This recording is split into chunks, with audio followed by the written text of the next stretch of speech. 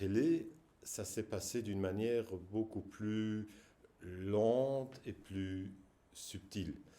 On reste aujourd'hui la seule télé en langue luxembourgeoise, ou la télé nationale en langue luxembourgeoise.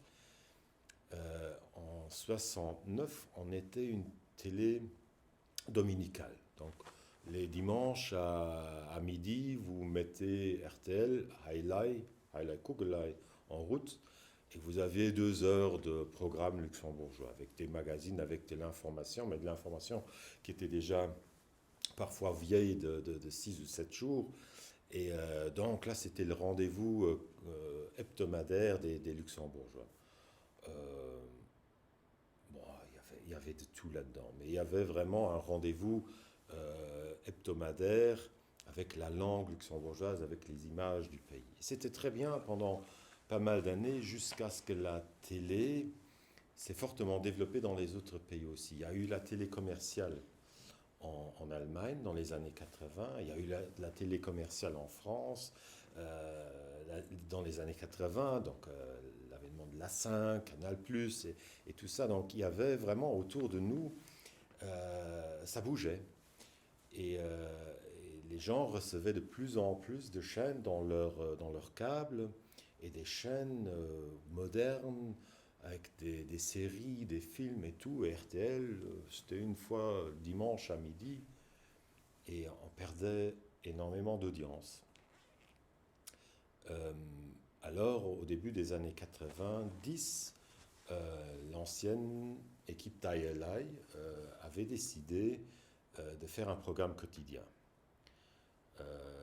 Mais un programme quotidien basé essentiellement sur les news, donc sur un journal, et avec des tranches magazines plus tard dans la soirée, à partir de 20 heures.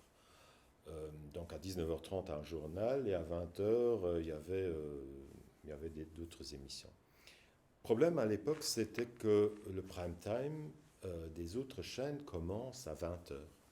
Là, c'est vraiment le prime time. Et là, la concurrence est énorme. Vous avez sur TF1, sur France Télévisions, vous avez la Grande Messe, donc le journal. Donc là, les francophones sont partis, ou les francophiles, disons, sont partis. En Allemagne, vous avez les grandes séries, style Tatort, ou le film, ou alors, ou d'autres feuilletons. Donc les vrais événements commencent à 20 heures. Donc personne ne voyait ces magazines sur Highlight Actuel, comme ça s'appelait à l'époque, ou de Highlight quotidien.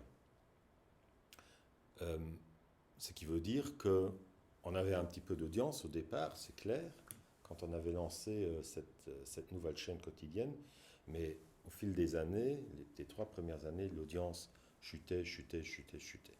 Donc on était arrivé en 95 à un seuil qui n'était quasiment plus tolérable pour une chaîne nationale, et plus tolérable par le marché publicitaire non plus.